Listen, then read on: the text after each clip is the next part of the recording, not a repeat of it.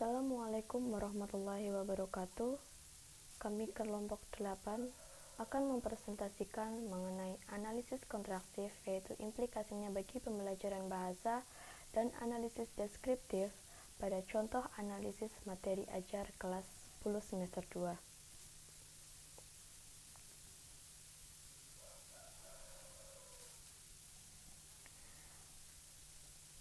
Materi yang akan kami paparkan dari kelompok 8 ini ialah yang pertama, implikasi analisis kontraktif bagi pembelajaran bahasa. Yang kedua, contoh analisis deskriptif berdasarkan materi ajar kelas 10 semester 2. Sebelumnya, perkenalkan, nama saya Fian Enggar Fadila, NIM 70. Saya akan mempresentasikan mengenai implikasi analisis kontraktif bagi pembelajaran bahasa. Dalam pembelajaran bahasa, analisis kontrastif menyarankan agar penyusunan bahan pengajaran B2 didasarkan kepada hasil perbandingan struktur B1 dan B2 yang dipelajari oleh siswa. Faktor struktur bahasa dapat menyebabkan kesulitan belajar bahasa. Misalnya, bagi siswa Indonesia, mempelajari bahasa Inggris jauh lebih mudah daripada mempelajari bahasa Sanskerta, karena struktur bahasa Sanskerta lebih rumit daripada struktur bahasa Inggris. Analisis kontrastif sebagai suatu cara kerja jelas mempunyai langkah-langkah tertentu. Salah satu di antara langkah itu adalah memprediksi kesulitan belajar dan kesalahan berbahasa yang didasarkan pada identifikasi perbedaan B1 dan B2 yang dipelajari oleh siswa. Menurut Marton, mengungkapkan bahwa analisis kontrastif mempunyai nilai pedagogis yang tinggi bagi pengajaran bahasa di kelas, sebagai teknik penyajian materi bahasa dan sebagai ciri utama pengajaran bahasa.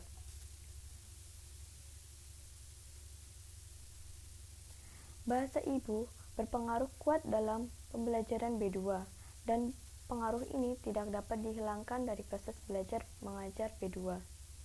Suasana belajar B2 menurut pandangan psikologi dapat berlangsung dalam dua suasana, yakni 1. Suasana kelas biasa, 2. Suasana seperti negeri asal bahasa tersebut. Leontief menyatakan bahwa gejala transfer kebiasaan dan transfer keterampilan berbahasa ibu terhadap B2 terjadi secara bebas. Upaya untuk mengatasinya biasanya dilakukan dengan metode langsung. Jenis transfer ini yang berasal dari prinsip umum transfer pengetahuan lebih baik diwaspadai dan mengotomatiskan pencegahan yang telah ada tinimbang menyusun sistem pencegahan baru. Ada dua sikap yang dapat ditempuh dalam menghadapi masalah transfer kebiasaan itu. Yang pertama, dengan cara melawan, menghilangkan, atau mengabaikan transfer kebiasaan itu. Kedua, dengan cara kerjasama dan memanfaatkan transfer kebiasaan itu. Cara kedua inilah yang ditempuh oleh anakon atau analisis kontrastif. Penyajian hal-hal kontrastif kepada para siswa berarti menambah aturan dan membuat mereka menjadi verbalisme. Setiap penerapan verbalisme secara sadar menyebabkan ujaran dan pemahaman oral mengalami kelambatan. Keterampilan oral awal semakin sukar dicapai. Kenyataan ini sejalan dengan pendapat seorang pakar yang mengemukakan bahwa bahasa adalah aturan penataan tingkah laku, dan belajar bahasa menyangkut penghayatan aturan tersebut. Namun, kemampuan mewujudkan aturan itu menginterferensi penampilan yang diharapkan mengarahkan penerapan aturan itu secara otomatis. Saporta dan beberapa teoretikus lainnya sependapat bahwa siswa yang telah mempelajari B2 melalui aturan dan verbalisme akan selalu mengingat apa yang telah dipelajari, juga pada saat yang bersangkutan menggunakan B2 itu.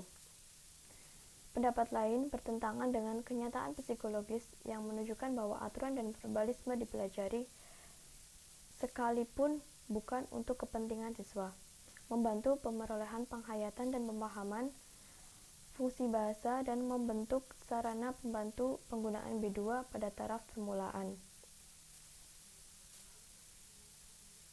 Dalam penggunaan bahasa itu, aturan dapat direduksi melalui praktik,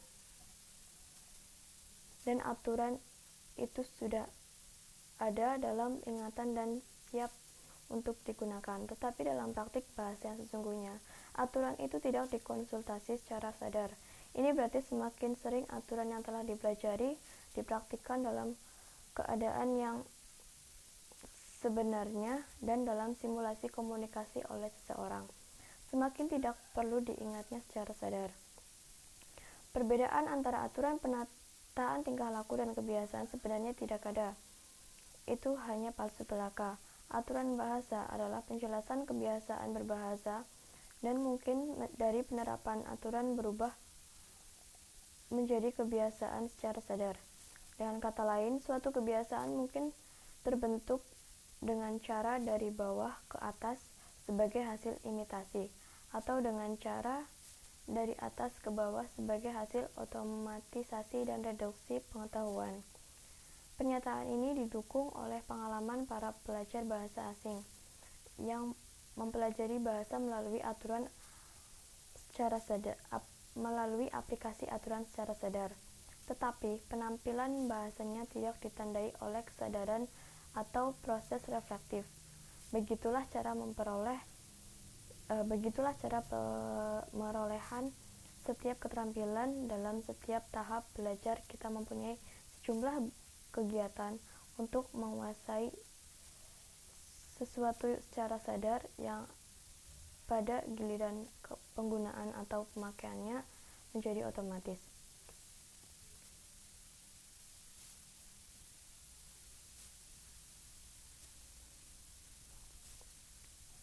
Berdasarkan kaitan penggunaan bahasa pengantar dalam pengajaran B2, kita mengenal dua istilah. Yang pertama, penataan terpadu, di mana bahasa ibu siswa digunakan sebagai bahasa pengantar pembantu di samping B2.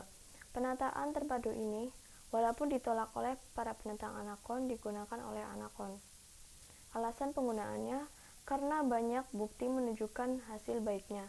Tercatat, percobaan yang dilakukan oleh Lambert, Gardner, Parikh, dan Tunstall menunjukkan hasil demikian. Dalam kursus bahasa intensif dengan metode langsung, pemisahan fungsi B1 dan B2 sepanjang kursus hasilnya tidak sebaik belajar siswa yang menggunakan perangkat semantik B2, yakni interaksi B1 dan B2.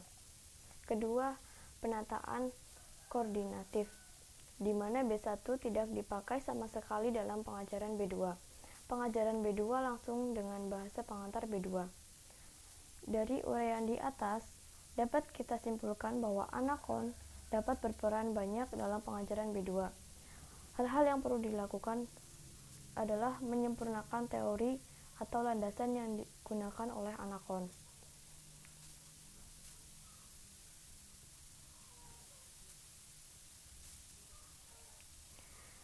Jadi dapat disimpulkan bahwa implikasi dalam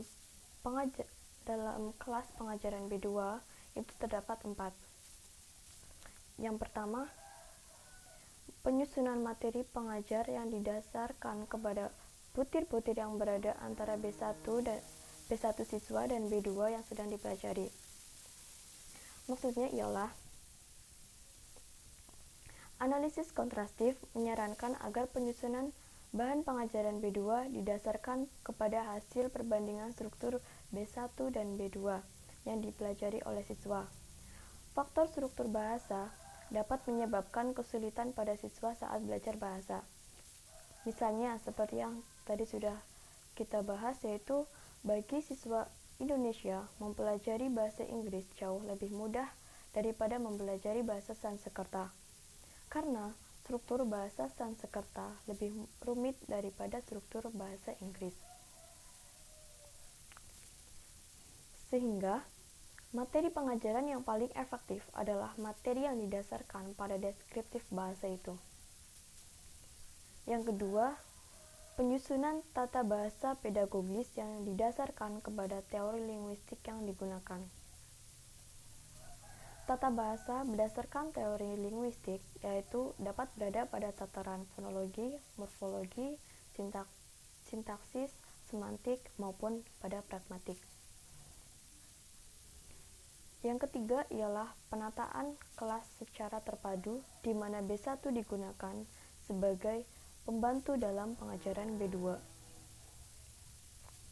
Maksudnya ialah dalam pengajaran B2, penggunaan B1 sebagai bahasa pembantu atau bahasa pengantar akan menunjukkan hasil yang lebih baik daripada melakukan pemisahan fungsi B1 dan B2 sepanjang kursus yang justru hasilnya tidak sebaik hasil belajar siswa yang menggunakan perangkat semantik B2, yakni interaksi antara B1 dan B2. Yang keempat ialah penyajian materi pengajaran yang secara langsung. Yang pertama, menunjukkan persamaan dan perbedaan B1 dan B2. Perbandingan antara B1 dan B2 dapat dipandang dari 1. Kesamaan struktur, yang kedua kesamaan terjemahan, yang ketiga kesamaan struktur dan terjemahan. Yang B atau yang kedua, menunjukkan butir-butir B1 yang mungkin mendatangkan kesalahan dalam B2. Dalam melakukan pengontrasan B1 dan B2 terhadap fonologi, struktur gramatikal, kosakata, serta sistem tulisan dapat menjadi dasar untuk memperkirakan butir-butir B1 yang dapat mendatangkan kesalahan dalam B2. Selanjutnya, yang C atau yang ketiga, menganjurkan cara-cara mengatasi interferensi. Istilah interferensi digunakan pada penutur bilingual yang secara dasar mengetahui kedua bahasa tersebut dan untuk mencapai kedekatan informasi. Ia menggunakan campuran dari dua bahasa tersebut. Kesalahan ber-B2 sebagai akibat kebiasaan ber-B1 yang tidak sama disebut interferensi. Cara-cara mengatasi interferensi yang dianggap sesuai antara lain peniruan, pengulangan, latihan tuntun, dan penguatan. Dengan cara tersebut, diharapkan para siswa mempunyai kebiasaan ber-B2 yang kokoh dan dapat mengatasi kebiasaan dalam ber-B2. Selanjutnya, yang keempat ialah memberikan latihan intensif pada butir-butir yang berbeda. Latihan intensif pada butir-butir yang berbeda dapat memperkokoh pemahaman dan penghayatan yang lebih baik terhadap materi bahasa yang dipelajari oleh siswa. Selanjutnya akan dilanjutkan oleh rekan saya. Terima kasih. Selanjutnya yaitu contoh analisis deskriptif berdasarkan materi ajar kelas 10 semester 2. Sebelumnya perkenalkan, nama saya Lutfi Febriani, NIM 1701040068. Pengertian teks negosiasi ialah proses tawar-menawar dengan jalan berunding guna mencapai kesepakatan bersama antara satu pihak dengan pihak yang lain. Tujuannya yaitu untuk mengatasi atau menyelesaikan perbedaan untuk memperoleh sesuatu yang lain. Negosiasi dilakukan untuk mencapai kesepakatan yang dapat diterima oleh kedua belah pihak dalam melakukan transaksi atau menyelesaikan sengketa atau perselisihan pendapat. Teks negosiasi ini memiliki struktur yaitu orientasi, pengajuan, penawaran, dan persetujuan. Adapun kaidah kebahasaan teks negosiasi sebagai berikut. Kalimat persuasif adalah kalimat yang digunakan untuk membujuk atau meyakini seseorang. Tujuannya agar lawan negosiasi bersedia mengikuti usulan negosiator. Misalnya dalam kalimat, "Bagus Bu, itu cocok untuk dipakai sendiri atau untuk souvenir.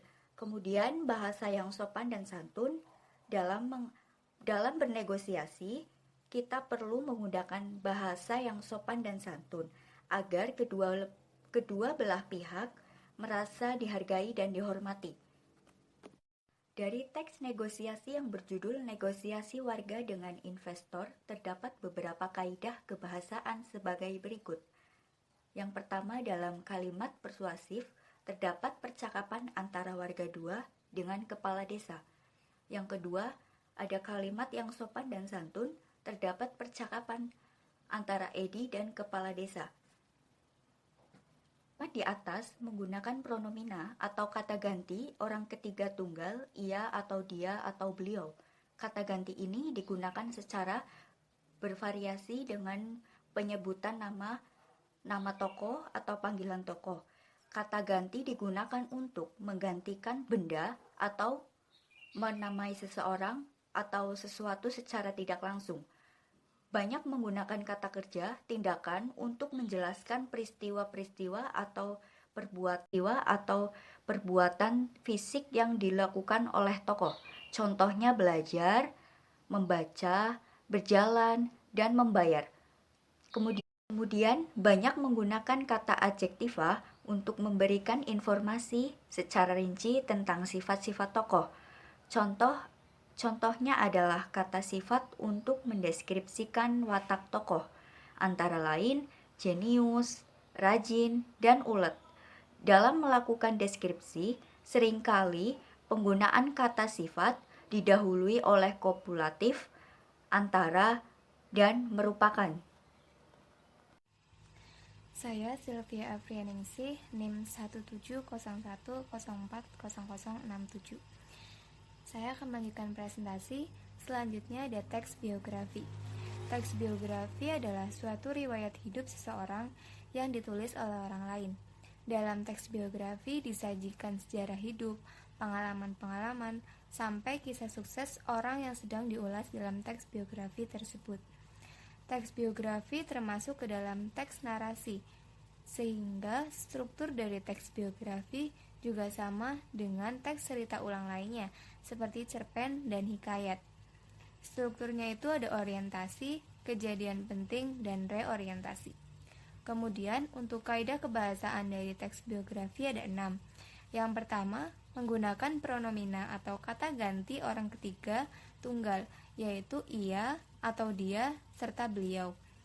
Kata ganti ini digunakan secara bervariasi dengan penyebutan nama tokoh atau panggilan tokoh. Kata ganti digunakan untuk menggantikan benda dan menamai seseorang atau sesuatu secara tidak langsung. Contohnya, teks biografi Insinyur Soekarno. Tokoh Insinyur Soekarno bisa digantikan dengan kata ganti orang ketiga tunggal, yaitu bisa digantikan dengan ia atau dia, ataupun dengan beliau. Kemudian, struktur kaidah kebahasaan yang kedua, yaitu banyak menggunakan kata kerja tindakan untuk menjelaskan peristiwa-peristiwa atau perbuatan fisik yang dilakukan oleh tokoh. Contohnya belajar, membaca, berjalan, melempar, dan lain-lain. Kemudian, banyak menggunakan kata adjektiva untuk memberikan informasi secara rinci tentang sifat-sifat tokoh. Contohnya kata sifat untuk mendeskripsikan watak tokoh, yaitu bisa jenius, rajin, ulet, dan lain-lain. Kemudian dalam melakukan deskripsi, seringkali penggunaan kata sifat diawali dengan kopulatif, adalah, merupakan, dan lain-lain. Jadi contohnya, Insinyur Soekarno merupakan orang yang pintar. Kemudian, kaidah selanjutnya itu banyak menggunakan kata kerja pasif untuk menjelaskan peristiwa yang dialami tokoh sebagai subjek yang diceritakan. Contohnya diberi, ditugaskan, dipilih, dan lain-lain. Kemudian, banyak menggunakan kata kerja yang berhubungan dengan aktivitas mental dalam rangka penggambaran peran tokoh. Contohnya memahami, menyetujui, menginspirasi, mencintai, dan lain-lain. Kemudian, banyak menggunakan kata sambung, kata depan, ataupun nomina yang berkenaan dengan urutan waktu. Contohnya sebelum, sesudah, waktu itu, pada saat. Selanjutnya adalah analisis ciri kebahasaan dari teks biografi. Kelompok kami menggunakan teks biografi yang berjudul B.J. Habibie. Kelompok kami menemukan beberapa ciri kebahasaan dalam teks biografi ini. Yang pertama, menggunakan pronomina atau kata ganti orang ketiga tunggal, ia atau dia atau beliau. Yang pertama, beliau adalah Presiden ketiga Republik Indonesia. Kata beliau di sini menggantikan nama tokoh yaitu B.J. Habibie. Contoh lainnya, beliau dilahirkan di Parepare. Beliau merupakan anak keempat dari 8 bersaudara. Kemudian, namun ia tidak menyelesaikan S1-nya di sana. Kata ia juga menggantikan nama tokoh B.J. Habibie. Kemudian, ciri kebahasaan yang kedua adalah banyak menggunakan kata kerja tindakan untuk menjelaskan peristiwa-peristiwa atau perbuatan fisik yang dilakukan oleh tokoh. Contohnya, Habibie yang punya kegemaran menunggang kuda dan membaca ini dikenal sangat cerdas sejak masih duduk di bangku sekolah dasar. Kata kerja tindakannya adalah menunggang kuda dan membaca. Kemudian contoh yang lain, Habibie mendaftar diri untuk bekerja di firma Talbot. Kata mendaftar juga termasuk kata kerja tindakan. Kemudian contoh yang lain, Habibie terkadang harus berjalan kaki cepat ke tempat kerjanya yang jauh. Kata berjalan termasuk ke dalam kata kerja tindakan dalam teks biografi ini. Kemudian Habibie mencoba mengaplikasikan cara-cara konstruksi membuat sayap pesawat terbang. Mengaplikasikan juga termasuk ke dalam kata kerja tindakan. Kemudian ada pada saat itu, firma Talbot membutuhkan sebuah wagon yang bervolume besar untuk mengangkut barang-barang yang ringan tapi volumenya besar. Kata mengangkut juga merupakan kata kerja tindakan. Tindakannya yaitu mengangkut barang-barang. Ciri kebahasaan selanjutnya adalah banyak menggunakan kata adjektiva untuk memberikan informasi secara rinci tentang sifat-sifat tokoh. Yang pertama, sifat tegas dan selalu memegang prinsip yang diyakini telah ditunjukkan Habibie sejak kanak-kanak. Kata tegas merupakan kata sifat yang memberikan informasi bahwa B.J. Habibie adalah seseorang yang tegas. Kemudian, Habibie yang punya kegemaran menunggang kuda dan membaca ini dikenal sangat cerdas sejak masih duduk di bangku sekolah dasar. Kata cerdas juga merupakan kata adjektiva atau kata sifat untuk memberikan informasi bahwa B.J. Habibie adalah seorang yang cerdas. Nah, ciri kebahasaan selanjutnya adalah banyak menggunakan kata kerja pasif untuk menjelaskan peristiwa yang dialami tokoh sebagai subjek yang diceritakan. Yang pertama ada beliau dilahirkan di Parepare. Kata kerja dilahirkan merupakan kata kerja pasif yang menjelaskan peristiwa bahwa beliau atau B.J. Habibie telah dilahirkan di Parepare. Kemudian contoh yang lain, Habibie yang punya kegemaran menunggang kuda dan membaca ini dikenal sangat cerdas. Kata pasifnya adalah dikenal. Kemudian contoh lain juga 99% mahasiswa Indonesia yang belajar di sana diberi beasiswa penuh. Kata kerja pasifnya adalah diberi. Kemudian ciri kebahasaan selanjutnya adalah banyak menggunakan kata kerja yang berhubungan dengan aktivitas mental dalam rangka menggambarkan peran tokoh. Yang pertama, kelompok kami menemukan demi menghemat, istrinya harus mengantri di tempat pencucian umum untuk mencuci. Kata kerja mental adalah menghemat. Kemudian, Habibie terinspirasi pesan Bung Karno tentang pentingnya dirgantara dan penerbangan bagi Indonesia. Kata atau kata kerja yang berhubungan dengan aktivitas mentalnya itu terinspirasi. Kemudian, ciri kebahasaan selanjutnya adalah banyak menggunakan kata sambung, kata depan, atau nomina yang berkenaan dengan urutan waktu. Contohnya yang telah kami temukan dalam teks biografi B.J. Habibie adalah ibunya menjual rumah dan kendaraan, kemudian pindah ke Bandung bersama anak-anaknya. Kata sambung atau kata depan atau nomina yang berkenaan dengan urutan waktunya adalah kemudian, yang menunjukkan waktu. Contoh yang kedua, setelah tamat SMA di Bandung tahun 1954, ketika musim liburan tiba, bla bla bla bla. Nah, untuk yang menunjukkan urutan waktu adalah kata sambung setelah. Ya, selanjutnya saya Melati Agnia Fatwaisya, NIM 17010-469 akan melanjutkan penjelasan sebelumnya, yaitu tentang teks puisi.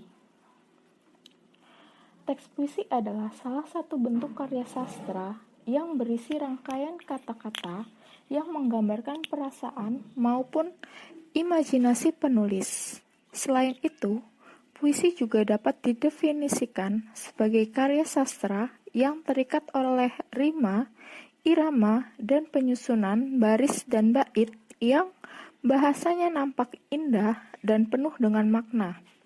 Pada puisi terdapat kaidah kebahasaan sebagai berikut. Yang pertama, pemilihan kata yang khas. Pemilihan kata yang khas bertujuan agar puisi yang dibuat memiliki makna yang lebih. Faktor yang harus dipertimbangkan adalah makna kias, persamaan rima, dan lambang. Yang kedua, menggunakan kata konkret. Keinginan penyair untuk menggambarkan sesuatu secara lebih berwujud konkret. Yang ketiga, menggunakan pengimajian. Pengimajian dapat berupa kata ataupun rangkaian kata-kata yang bisa memperjelas sesuatu yang ingin disampaikan penyair karena menggugah rasa imajinasi pembaca. Yang keempat, menggunakan irama. Dalam puisi, sering kita jumpai pengulangan kata frasa, bunyi, maupun kalimat.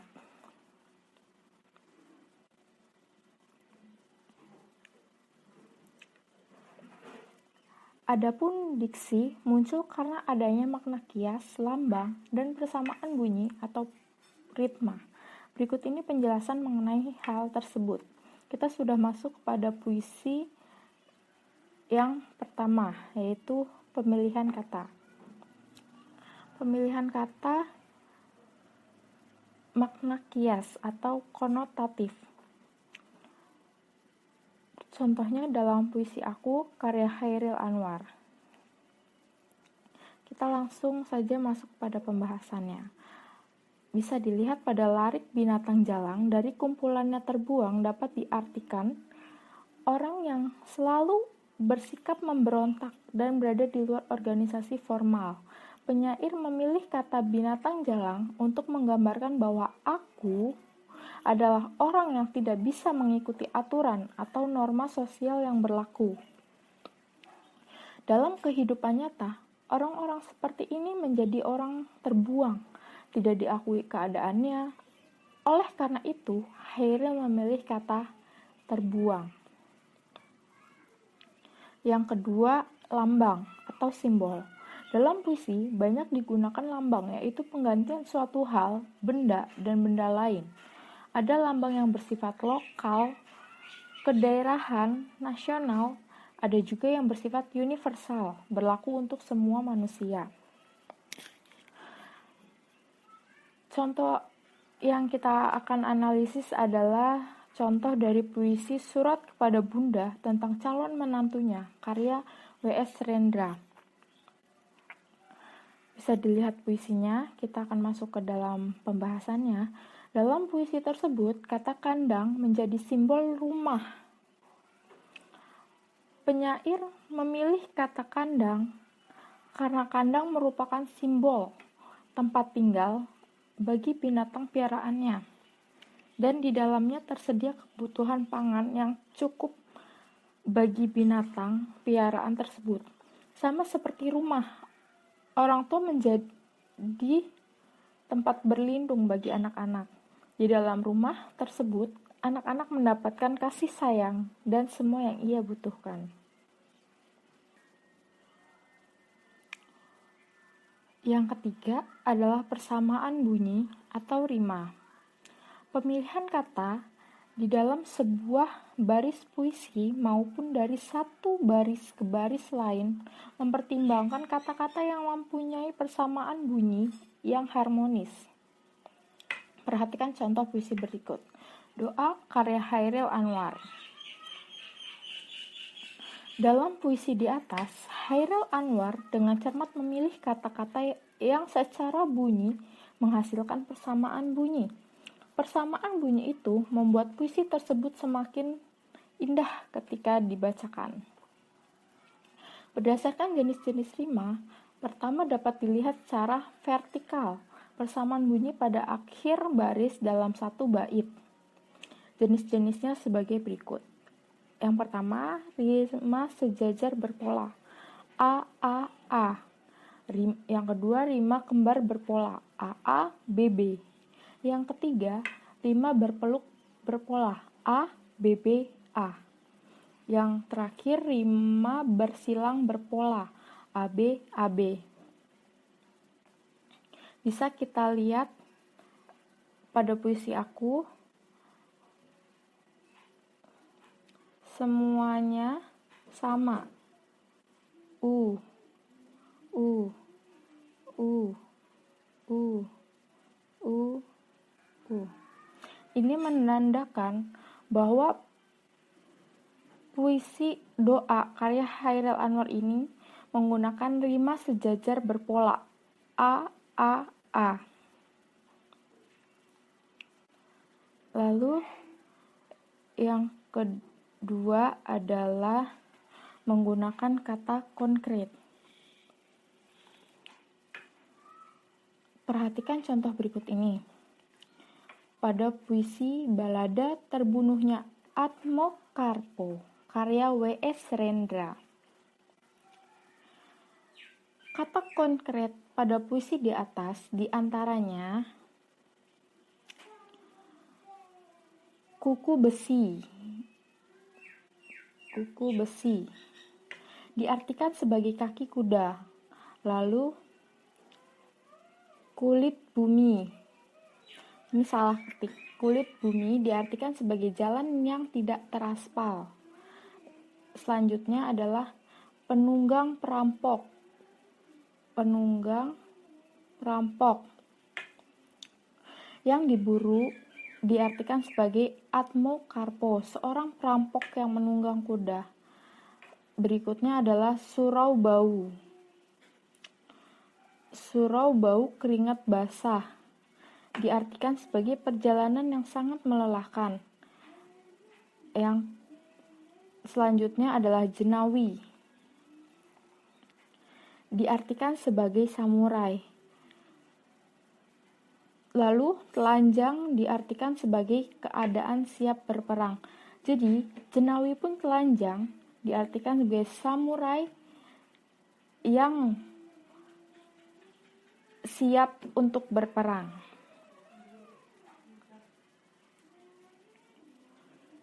Lalu berikutnya adalah kaidah kebahasaan puisi menggunakan pengimajian.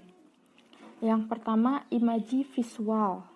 Imaji dengan menggunakan kata-kata dan menggambarkan seolah-olah objek yang diciptakan dapat dilihat. Berikut contohnya pada puisi Gadis Peminta-Minta karya Toto S. Bahtiar. Imaji visual di sini dapat dilihat pada baris pertama, yaitu setiap kita bertemu. Bertemu menandakan si penyair ini melihat sosok gadis kecil. Lalu yang kedua adalah imaji auditif. Pengimajian yang menggunakan kata-kata ungkapan seolah-olah objek yang dicitrakan sungguh-sungguh didengar oleh pembaca. Berikut contoh puisinya, yaitu pada puisi Asmarandana karya Gunawan Muhammad. Objek yang dicitrakan sungguh-sungguh didengar oleh pembaca itu terdapat pada baris pertama, yaitu ia dengar kepak sayap kelelawar. Sudah sangat jelas di sini menandakan si penyair mendengar kepak sayap kelelawar. Lalu selanjutnya, yang ketiga adalah imaji taktil. Pengimajian dengan menggunakan kata-kata yang mampu memengaruhi perasaan pembaca sehingga ikut terpengaruh perasaannya. Terdapat pada contoh puisi yang terampas dan yang putus, karya Chairil Anwar.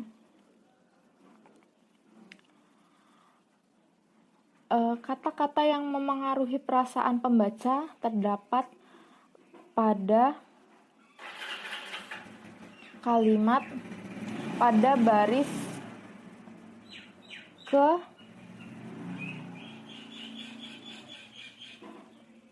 pertama, yaitu kelam dan angin lalu mempesiang diriku.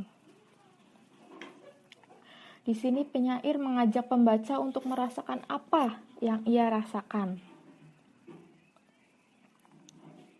Lalu yang terakhir, kaidah kebahasaan puisi menggunakan irama. Berdasarkan jenis bunyi yang diulang, ada 8 jenis irama, yaitu 1. Rima sempurna, yaitu persamaan bunyi pada suku-suku kata terakhir. 2. Rima tak sempurna, yaitu persamaan bunyi yang terdapat pada sebagian suku kata terakhir. Yang ketiga, rima mutlak, yaitu persamaan bunyi yang terdapat pada 2 kata atau lebih secara mutlak, suku kata sebunyi. Yang keempat, rima terbuka, yaitu persamaan bunyi yang terdapat pada suku akhir terbuka dengan atau dengan vokal sama. Yang kelima, rima tertutup, yaitu persamaan bunyi yang terdapat pada suku kata tertutup atau konsonan. Yang keenam, rima aliterasi, yaitu persamaan bunyi yang terdapat pada bunyi awal kata pada baris yang sama atau baris yang berlainan. Yang ketujuh, rima asonansi, yaitu persamaan bunyi yang terdapat pada asonansi vokal tengah kata. Yang kedelapan, rima disonansi, yaitu persamaan bunyi yang terdapat pada huruf-huruf mati atau konsonan. Perhatikan pada contoh analisis rima atau ritme berikut ini. Pada puisi tersebut, yang berjudul Menyesal karya Ali Hazmi,